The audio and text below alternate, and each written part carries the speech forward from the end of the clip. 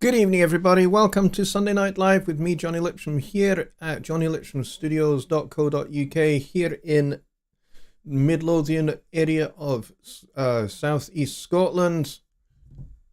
I'm not going to say the rest of it because you know it all by now.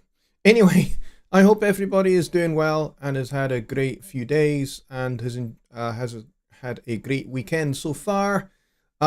We actually have a really great question to kick the show off tonight from Christopher Rackner, who says I'm doing a good job with his last name. Thank you, I appreciate that, because it's a fun name to pronounce, much like my own. Although you'd be surprised the number of people that actually get my name wrong. I don't know why, but it happens.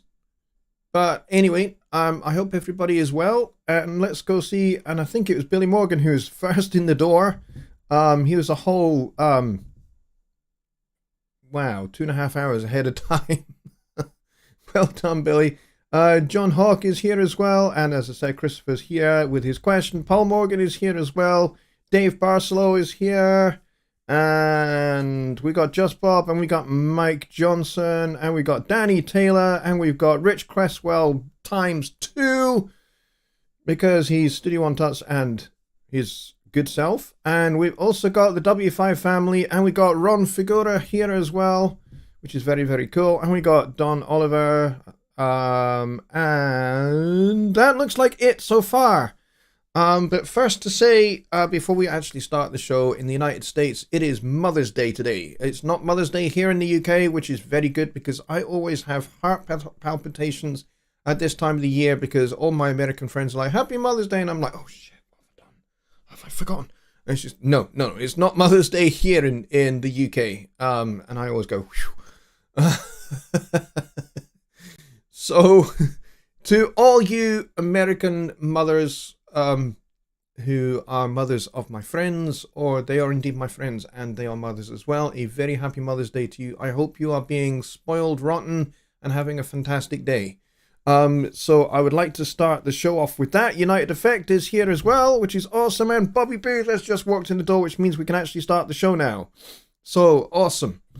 For those of you who don't know who Bobby is a fantastic mix engineer, and he has been a very, very, very key member of my support team here at Jonny Lipsham Studios pretty much since the day we started. Since I started doing live streams in 2017, he has been a key part of what I do, and his support has been invaluable. So thank you, Bobby, and my moderators as well, all of those that have got the their names in blue, purple, whatever color that is, and they've got the wrench next to their names. They are my moderating team. They are fantastic, and I very much appreciate their support in making sure that the chat is kept nice and family friendly and is kept helpful and positive. That's always an important thing for me. So,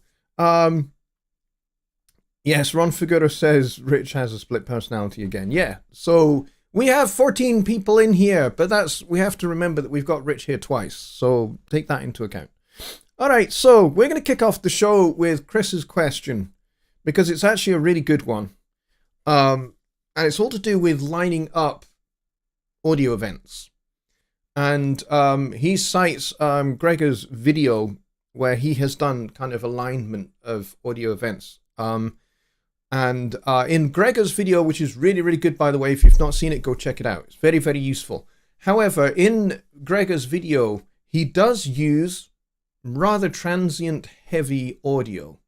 The reason he does that is because that's the easiest to line anything up with. If you've got a strong transient, a nice, clearly defined spike on both audio events, such as smacking the microphone with your fist, like I just did, then you'll have a nice transient. And if you do that on 2 tracks, you can easily line them up, which is why they use clapperboards in the film industry. If you didn't know that's why they use them, that's what they're there for.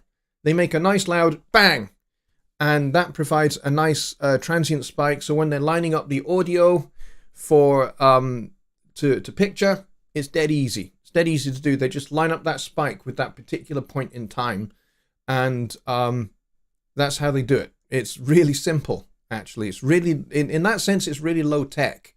But it works. So a nice, clearly defined transient is going to be the easiest way to line something up. However, if you've got audio that's maybe string parts, which is what Christopher's suggesting here, it's harder to do because there's not really a transient. There's not really something you can clearly see the start of in order to be able to line up the start of a particular audio event with another particular audio event so that they start on time. So it's a little bit trickier, but it's not impossible. You have to do a little bit of trial and error, and you have to use the flappy things on your side of your head as much as you use your eyes as well, because your eyes will do so much, but it is your ears that are going to define whether it is in time or not, rather than your eyes, to be honest. Your eyes are great. Your eyes will see a lot of detail, but really your ears are what you should be relying on, even when you're trying to line transients up or you're trying to line bits of audio up. So let's get into how that works. I'm just going to bring up the song that I created for this very purpose, and then we'll go over to Studio One and we'll take a look at this. All right, so what I've got here is, he was talking about a cello and violin. So I basically went, you know what, I'm just going to do exactly what Chris wants, because I'm that kind of person. So let's expand the violin and let's expand the cello so that we can see both events, and then we're going to zoom in. Now you can see as I zoom in, there's not really a clearly defined transient. It's a little bit harder to see. It's maybe a little bit harder to, a little bit easier maybe to see on the cello than it is on the violin. But as you can see, the start of each of these audio events is off, and you can hear it when I play it. If I go back to the beginning.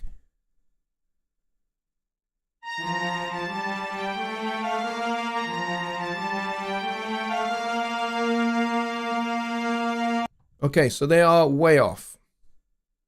So if I zoom out a little bit so that we can bring them back into focus a wee bit. Now we'll just shift you along a little bit. So we can see that these guys are both off by, well, I know exactly off by how much they are because I shifted them to make them make them off by an exact amount so it would be easier for me to do in this demonstration. So there's a couple of different ways we can do this. We can do the slip editing thing, which is something that Joe Gilder's done. I've maybe done this once or twice in the 10 years that I've been using Studio One, so I maybe need to try and remember how to do this. I think, is it Shift or is it Alt? I can't remember. Is it Shift and drag? No, it's not Shift and drag. Ah, here it is. But that just moves the actual event. I want to move the container. That doesn't do it. Is it Shift and Alt? Nope. Not that either. And I didn't want to do that. I've just made it absolutely humongous and I can't get it back. Hang on.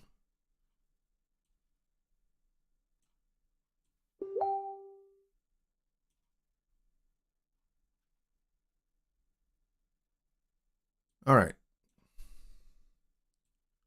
I don't quite know what I've done here, but let's go back to... There we go. It was a zoom state that I got into. What I want to be able to do, I can't remember which flipping key commands it is. Someone help me out. I can't remember what the key command is. It's not that. I basically want to move the audio inside this event and I can't remember how to do it. But that's what you need to do. I mean, you can just grab the audio and drag it across and then it's more or less going to be in time. But there's a key command that I can't remember what it is. Where I can just move the audio within the containing event, and I can't remember which command it is. It's not a cursor, it's a key command. So I don't need to select the cursor. I need to move this event, and I can't remember how to do it. I thought it was Control and Alt on a PC, but I don't think it is. Yeah, that just turn off snap to grid and highlight the track and move it. All that does is move the actual event. I don't want to move the actual event. I want to move the audio inside the event is what I want to do. And I know that you can actually do this. I just can't remember the key command to do it. That's the thing that I can't remember. But that's what you want to do anyway, is you want to basically move the audio. You can just turn off snap and you can just click and drag until you see these line up pretty much.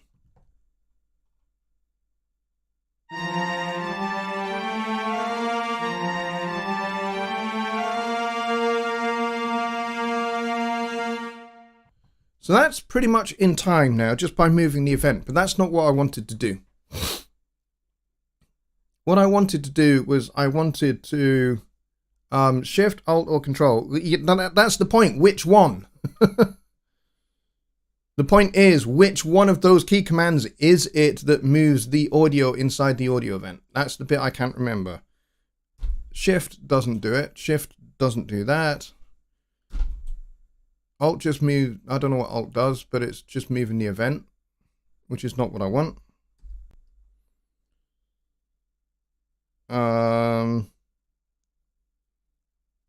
Control just changes it to the pencil. That's not what I want either. Shift and Control doesn't do anything.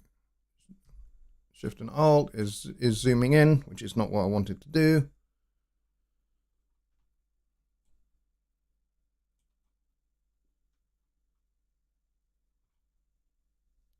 Bobby Booth says, just drag it, easier than to remember a key command. Yes, I can just drag it. That's exactly true. I can just drag it, but that's not the point. Point is that is one of the ways that you move the audio. That's what I'm trying to do right now. Mike says Control and Alt. Well, I've done Control and Alt and it didn't do it. And I've got snap turned off. So Control and Alt, I'm holding Control and Alt and it's not moving the audio. See, I'm moving the mouse from side to side, holding down Control and Alt, and it's not doing it. So that may not be. If I press Control, it just turns it into a pencil and splits the audio event. That's not what I want to do either. There is a way to do it, I just can't remember what it is. Nudge press Alt and right arrow on the keys to move the event. Yeah, I don't want to move the event. I think you guys are not getting what I'm trying to do here. I do not want to move the event. Moving the event is easy. I can just do that. That's not what I want to do. I don't want to... Is there an event underneath here? Have I duplicated it? Let me see. Yes, I did duplicate it. Don't know how I did that. Anyway.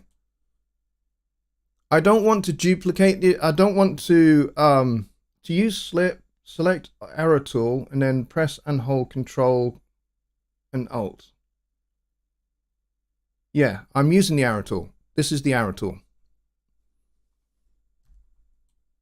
It's not doing it.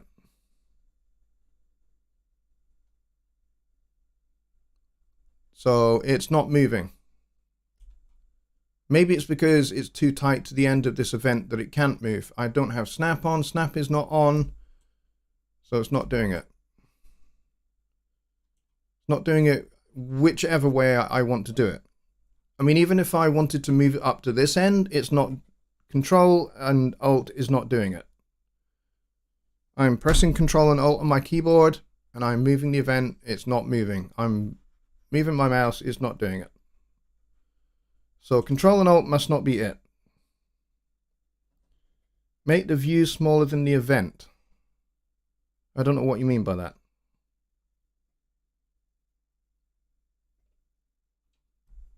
Guys, just so you know, this is not a bug, okay? If I move to the top, see it turns to the pencil? This is the correct tool, and this is the correct area to do it, but it's not actually moving it. I don't know why it is.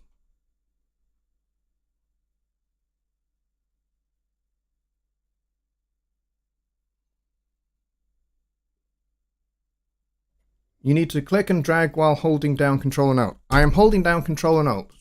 You hear that bang? That's me holding down Control and Alt. I'm moving my mouse to drag. It is not dragging. So, for whatever reason, it's not working. I don't know why it's not working.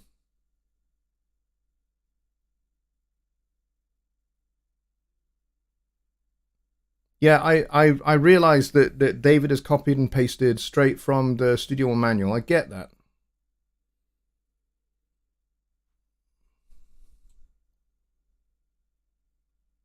Grab the right side and make the event smaller.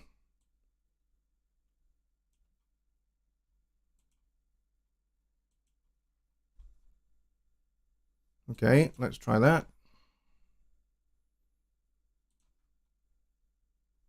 Control Alt. Nope. Making it smaller didn't work.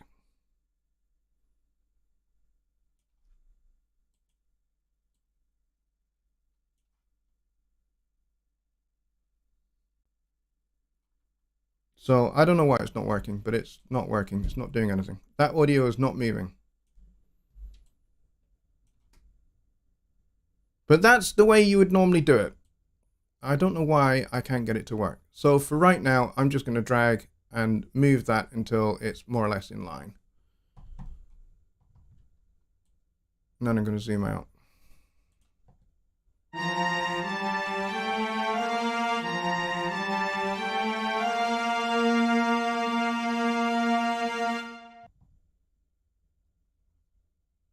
Grab the right side.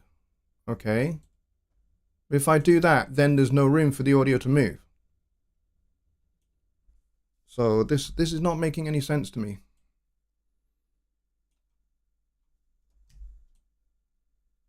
Ah, now it moved. Thank you, Kyle.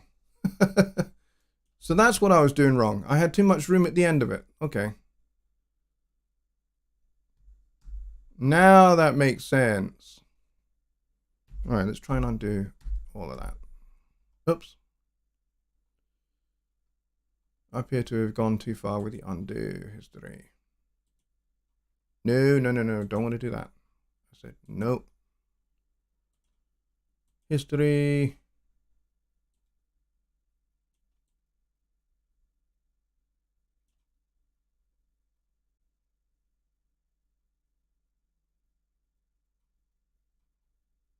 There we go.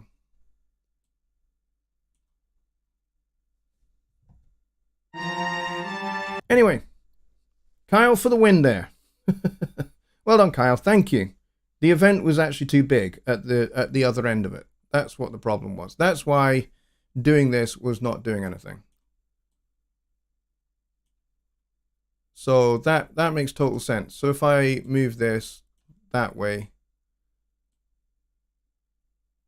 and then I go over here now, let's see, are these lined up again? Yeah, these are actually lined up. So let's drag them away. Ah, it's not working now. It's not working now. What the hell?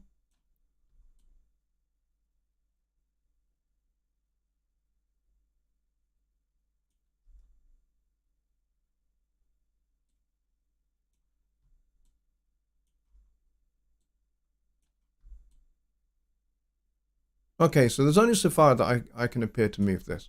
All right. It's in line now anyway. So, Christopher, I'm sorry. I have totally botched this demonstration. But essentially, if I moved all of that so that these events were back in line where they should be,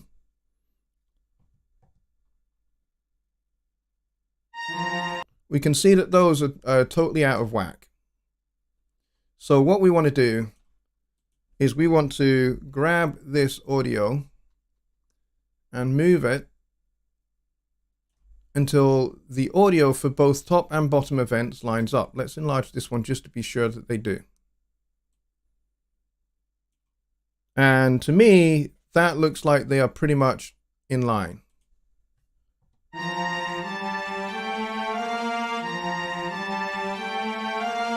And they sound pretty much in line to me as well. So Kyle for the win there. The audio event was actually too big, and that's why I couldn't move the audio. I was using the correct key commands though, so that's good. It was Control and Alt, which Dave Barcelo reminded me of, and I did have the arrow tool, so I had all the correct tools. The problem was the audio event was too large at the other end, and that's why it wouldn't move. So thank you, Kyle, for that. I appreciate that.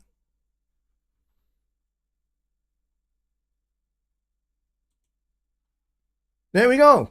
So that is how you move non-transient heavy audio so that they line up. And so these now sound pretty good.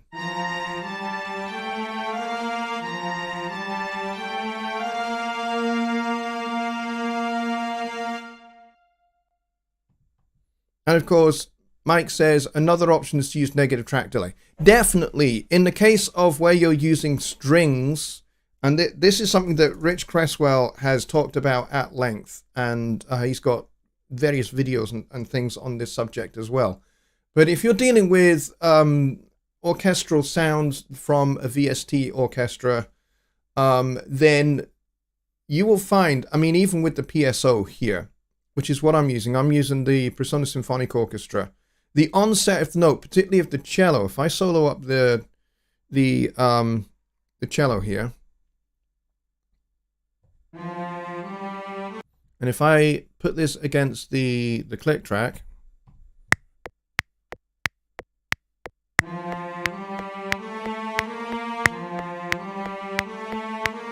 they're actually slightly after the beat because of the onset. I mean, actually, looking at this audio, it could probably still go a little further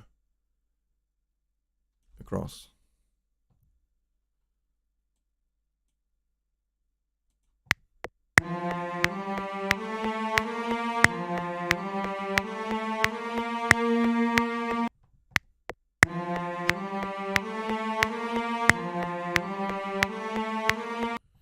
So there is definitely a little bit of a delay, and that's to do with how orchestral samples are made, by and largely. So different orchestral samples for different orchestral libraries will have different amounts of track delay.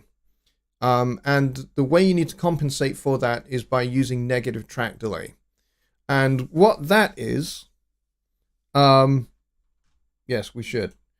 So what that is it's where you enter a value in the inspector for this track to basically delay it in milliseconds here. So I'm not quite sure what the PSO values are. I think Rich has a list of the PSO values. But if I entered this value minus whatever that value is, it will compensate for the delay and effectively move the audio so that the onset of the sample is accurate, and it makes everything just a lot easier, and it doesn't affect notation either, because if you don't have that track delay and you just move everything and you start MIDI notes earlier, then the problem you can encounter is that the notation in the score editor is going to be all over the shop and virtually unreadable. So that should definitely help. So you put in a negative value in this box here, and it will move everything that way, so that it compensates for the onset of the sample. So I hope I've explained that well. Rich, you can provide any correction if I have not addressed that very well. It's not a subject that I'm particularly expert in, to be honest. So Rich is really the expert when it comes to working with orchestral samples and track delay and all of that. He's the expert on that particular subject. It's not something I know a lot about particularly, so I'm pretty sure that Rich will jump in if he has a correction to bring. But there we go. So I did get the demo right in the end. I just couldn't remember that damn key command. It was just like, I knew it until I started to do it. It's one of those things where it just went totally boom out of my brain. I was just like, what is that key command to do the slip editing? It's just like, I knew it until I was about to do it, and then it's just like, I can't remember the key command. What am I going to do? How am I going to rescue this? But you guys came to the rescue, which is cool. So thank you very much, guys, for reminding me of what it is. So I needed to make the event the right length for a start. That was the other thing that wasn't working. And then the Control and Alt. So Control and Alt, and it works. Just Bob says it's still a great demo. It's cool when chat helps. Yeah, and here's the thing. I was totally prepared for answering this question. And I was going to do this much, much smoother than I did. So I apologize. It's just my brain just went boing. And I completely went blank. Bobby Booth says, would the negative delay be used in more for the videos? No, negative delay, as far as I understand it, Rich, you could probably answer this question better, but as far as I understand it, the negative track delay is necessary to make sure that everything lines up, because different samples have different onset times. And so, for example, a stringed instrument takes a little more time for the note to reach onset, whereas a brass instrument doesn't take as much time. So you need to allow for all of that so that all of your music lines up. So if you've got the whole orchestra playing one note, one chord all together at the same time, you want it to be tight and together. You don't want it to be you want it to be bump rather than so, and there you go. That's the new sound for the week. So you want everything to line up properly. So in a real orchestra with real musicians, they automatically make the compensation themselves because they know their instruments. They know, string instruments particularly, they know that it takes a few milliseconds for the sound to reach its peak. And so they will play their notes a little ahead of the beat. So in order to make sure that the peak of their note arrives on the beat. Brass players don't need to do that quite so much because the note is very, very immediate, and percussionists, it's extremely immediate. There is no there is no delay required for them.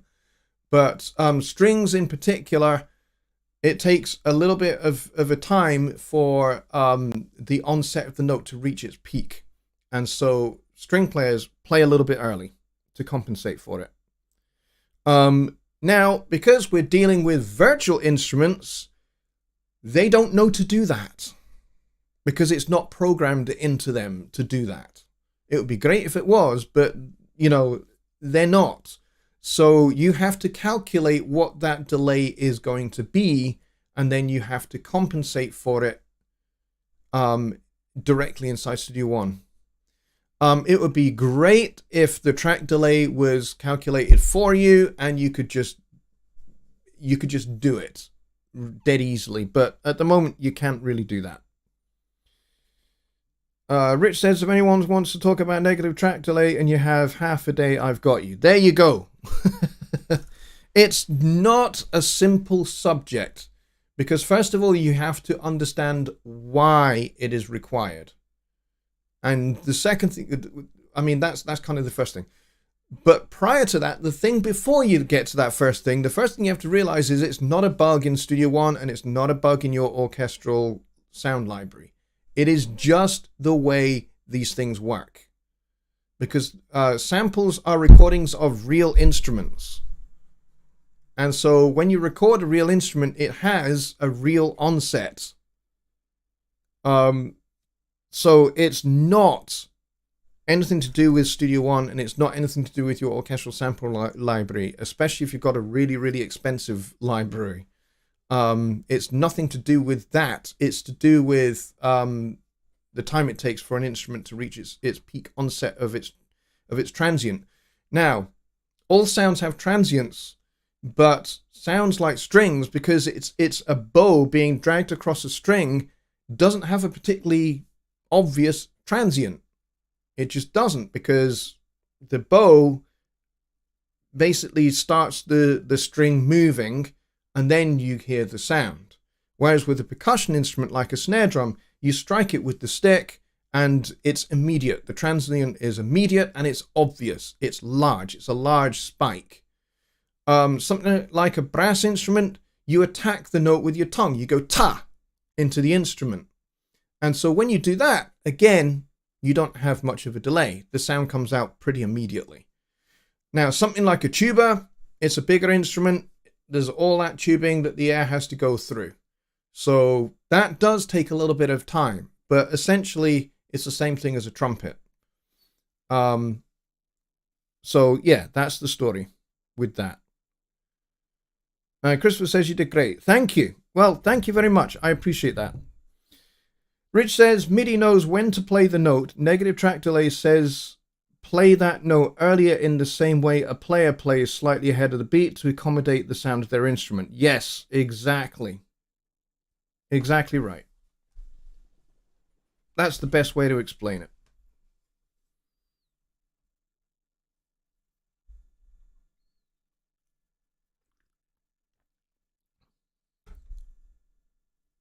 So Rich says he's about for around about an hour after the show.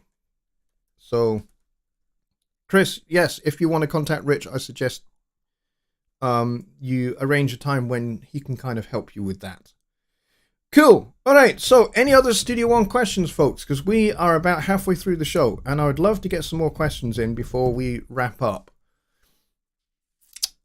Let's see, how many people do we have here? We got 23 people here, which is awesome. That's our kind of ballpark. Somewhere between 23 and 25 is our average viewing.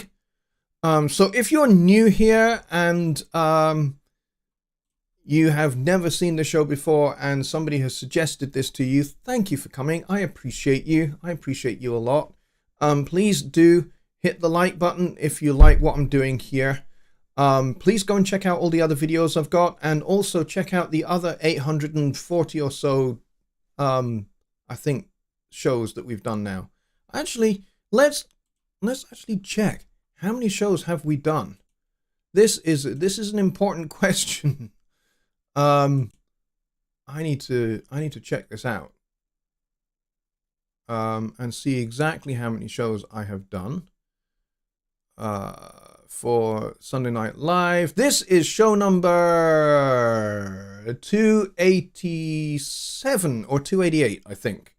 So yeah, we are fast approaching 300 shows. So there's a lot of content. If you're brand new here, there's a lot of Sunday Night Lives that you can go back through and watch if you would like to. If you'd like to binge watch, it will take you probably about 15 years because every show is about an hour long. So that's like 288 hours worth of viewing. So you could have fun with that if you really want to.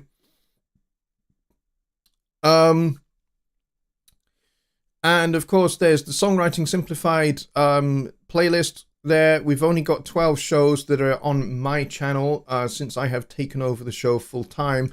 I was running Songwriting Simplified with Jonny Guide for about 5 years. So unfortunately, his channel got hacked, unfortunately. So that entire library of all of those Songwriting Simplified episodes is gone, sadly. So there isn't a whole lot to watch, but there are 12 episodes that you can watch, which is about this, I suppose, the average season of a TV show these days. So there's about 12 hours there. And then, of course, there's a whole bunch of other videos as well as special live streams that I've done. And then there's the Studio One 6 series, there's the Note Effects series, there's Studio One 5 series. I've got feature series going back to Studio One 3.5. So please do go check those out if you would like to go and watch some more of my content. I would appreciate it. And if you like what you see there, hit like on those videos. If you're not subscribed yet and you're just watching this, you won't have access to the chat for about 5 minutes after you've subscribed. So if you want to say hello and you want to ask a question, then please hit the subscribe button down there and select all notifications when you hit the notification bell, and then give it about 5 minutes and the chat will be open to you and you can say hello and you can engage with this wonderful community that we've got built here. These guys are awesome. They are very friendly and very helpful.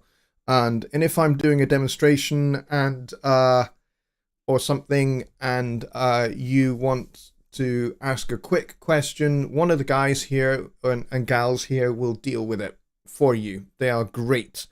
And also just introduce yourself and feel at home here. That's what this is all about. So there we go. Paul Morgan says, is there a way to play multiple MP3s and along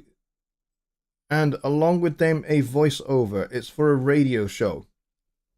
If you want to set up a radio show and you want to use Studio One to do that, I think that my good friend Keith from Radio Tuck Frumpet is the guy that you ought to talk to, because he has set up his own radio station called Radio Tuck Frumpet, and he uses he actually uses a slightly different approach to it, but you can do it in Studio One if you wanted to. Joe Gilder did a podcast for a long time, and he used Studio One to do all of his podcast episodes. And that was called Ask Joe, and he would have, it was mostly just him talking to, into a microphone for the most part, and it had like start and end points and stuff like that. So you can do all of that in Studio One. You would need to set it up though. And if you're broadcasting live and you want to have a playlist of songs and things like that, which are MP3s, but you also want to record the show at the same time, then the trick is going to be, as you record your voiceover, you're going to have to put in where you want the songs to play. So you can do that. You can set up a template where you have your intro music, and then you have your bit where you're talking, and then you can then decide exactly where a particular MP3 needs to go for a particular song. And then if you're still talking and you want to delay where that starts, then you can just move that event and keep moving that event until you're ready to start. And you just need to watch the screen and watch what you're doing. And it takes a little practice to do it, but it is totally possible to do it in the song page. You can absolutely do it. Joe Gilders did that for a good few years. So it might be worth going and watching some of his Ask Joe videos, and you'll see exactly how he did it. Albeit he doesn't have quite so many audio events to move about, but he certainly had his outro music that he would move about. So you could set something up in a similar way. It's possible. So I hope that helps. John Hawks says, sad day with all those resources gone from, I'm assuming he's referring to Johnny's old channel. Yeah, it most certainly was a bit of a sad day when he got hacked, and basically everything that he'd built up for years was gone. And yeah, it takes a lot to come back from that, and it's not easy. And so, you know, Johnny's had a tough time of trying to make a bit of a comeback, and to kind of reinvent what he does. And so it would be really great if we could all totally get behind him and help him do that. He's not doing live streams anymore. For a variety of reasons, he's not doing them anymore. Who knows if he will go back to doing live streams? He might at some point go back to doing them. But for the most part, you know, kind of life has kind of taken over a wee bit. That means he can't really do live streams so much at the moment. But he is certainly making Studio One videos. So the best thing I can recommend you do to help and support him is go subscribe to his channel, like his videos, give him as much support as you can, and just spread the word about his channel and his videos, and get people back who maybe have you know, been subscribed to his old channel, and get them back onto his newer channel and with the new content that he's putting out. That would help him a lot, I think. And I personally would appreciate it if you did that for him.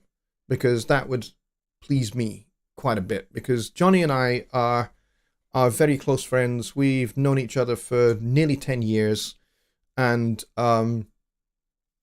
he's a great guy. He has a heart of gold, and he puts a lot of time and a lot of effort into putting out Studio One content for pretty much no cost. You know, I put out my stuff for no cost, but I also have a really good job. I work for Presonus. I get paid pretty well for what I do, and it's a great job, and I love working for Presonus. Jonny doesn't work for Presonus. He has a couple of other jobs that he does, so he has a full-time job as well. But it's not so easy for him as it is for me. I can put out free content without really worrying about it. But for Jonny, it's a bit of a tougher thing. So if you could give him support, please do. He would appreciate it. Let's see. What else do we have here? Ember says, unfortunately, if you use sound variations on a track, the negative track delay only works for the initial articulation. And there is an important thing here. Kyle says you'd have to put each articulation on a different track. Yeah, you'll have to do that. With sound currently with sound variations. If you're needing to use negative track delay, then yeah, you may well have to do that. But that's really a question for Rich, because Rich does an awful lot with orchestral stuff, because he is a professional composer. He composes music for video games, and for, I think he does some TV work as well. I'm not 100% sure about that, but he certainly does a lot for video games, and he does a lot of sound design and things like that. So yeah, so he is a proper bona fide professional composer. I've done my stint as a professional composer. I've composed for mostly big bands, and I still write stuff. I write things for youth big bands, as well as writing for adult professional big bands. I also write mostly for youth big bands, so stuff that's going to challenge young jazz musicians, and stretch their abilities and their playing abilities and that kind of thing. So I do that. I get commissions once in a while to do that, for youth jazz orchestras in the UK, which is cool. It's something I really love doing. But yeah, I don't write orchestral stuff. I have written an orchestral work. I wrote it over 30 years ago. It was a piece that I wrote for a full orchestra plus jazz quartet. And it was long before, orchestras like the Metropole Orchestra and Snarky Puppy existed. I mean, what they did, Snarky Puppy and the Metropole Orchestra did with that record that they put out a few years ago, that was what I was aiming for, but a long time before they were doing it. And they just kind of did it way, way, way, way, way better than I could ever imagined doing it. And Bobby Booth, in typical derogatory fashion to himself, says, I'm just a dumb mixer. You're not dumb. It actually takes a lot of intelligence to be a mix engineer. Being a mix engineer is not a dumb job. It's not a dumb task in the slightest. It takes a lot of knowledge and experience and know-how to be a good mix engineer. So don't knock yourself there, Bobby boy. I mean, not Billy. I called you Billy. You're not Billy. You're Bobby. I just looked at Billy's name at the same time. Billy says Jonny Gibes was my 6 p.m. schedule. Yeah, and I'm kind of happy to fill at least 2 nights a week for some of you that, used to hang around on the HST live streams. Yeah, I'm happy to do Wednesday and Sunday nights. Any other questions, folks? Otherwise, we're going to kind of finish a bit early. We've got like another 13 minutes to go, so it'd be nice if we had another question or two. If we don't, then we'll just end. It's fine. I don't mind ending a little early if we have to. And yes, Rich Cresswell says that there is a feature request for negative track delay. So definitely go to answers.presonus.com, find Rich's feature request for that, and vote it up. If it is something that you are passionate about, I'm passionate about it. I have already voted it up, and I think it's a great feature request. Go vote it up. Rich is absolutely right. It should be a feature that we have added to Studio One, and hopefully in the future it will be. Who knows? We'll have to wait and see. All right, let's go see if I missed anything else. No, I have not missed anything else. Okay. If there are no more questions, I guess we will just end the show a little bit early today. Bobby says, I know Johnny's having a rough day today. Yeah, Johnny is actually having a rough time of it in general at the moment. So go and give him some love, please. He would appreciate it. If you're on Facebook and you're a friend of his on Facebook, just go drop him a message and say, hey, Johnny, we're thinking about you. We care about you. We love you. We're thinking of you and we're standing with you. Please go do something like that. He would appreciate it.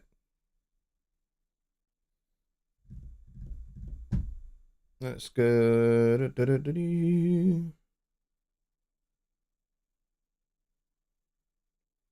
All right, so I'm hoping that Mike Johnson will be up for doing an after show. And he is. Perfect. Awesome. All right, folks, we're going to end 10 minutes early because I'm up for doing that. Mike has just dropped in a link for the after show, so come and join us over there, and it will be awesome because it pretty much always is. So come join us. Serious Squirrel says, is there a way to sync Studio One between multiple systems? Not really. If you've got Studio One on two different computers, there is kind of a way to do it, but it's not really supported. And it takes quite a lot of know-how to be able to make it happen. If you know how networking works and you know how transferring data from one computer to another works, and you can do that in real time, then you might have a shot at being able to do it. But otherwise, no, and it is not really a supported function in Studio One. I'm afraid. But it's a good question because it's not the first time I've had that asked. Mostly because some people have like Wave Sound Grid and they have that on a separate computer so that they can run Waves plugins in Studio One but have them running on another computer. It's not really something that is supported in Studio One, but there are ways to make it happen. All right, guys, we'll call it there. We've got 9 minutes left to go, but we'll call it there. Why not? Let's just finish a little bit earlier, just for once. But yes, if you have any questions that we didn't get to in tonight's show, please go to the web address down the bottom there, jonnylipshamstudios.co.uk, and hit the Contact Us button at the top of the page. In fact, why don't I just show you where that is? All right, so here is my website. Hit this button here. And this takes you all the way down here to a contact form. Stick your name in here, your email address, and ask your question in here, and then hit send. And that will send an email to me. And then I will answer your question in a Sunday Night Live show. Or if it's a songwriting, composing, arranging, or music theory question, I'll answer your question on Wednesday for Songwriting Simplified. So you can do it that way. Or you can message me on Facebook, or you can actually put a comment in when this video becomes just a video after it's gone live. It will process, become a video. Stick a comment in after the fact, and I can answer that question that way. All right, I will get all of those into me, and I will have them ready for next week. Otherwise, I will see you on Wednesday for Songwriting Simplified, where we're going to continue to unpack harmony and how you can make chords and things like that work best for you in your songs, and how you can expand your harmonic palette so you're including more chords than just the standard few that gets used in just about every song, and also how you can, and therefore how you can avoid getting into the hot water that Ed Sheeran recently got himself into, although he won the case. So bear that one in mind. All right, guys, I'll see you on Wednesday. Good night, everybody.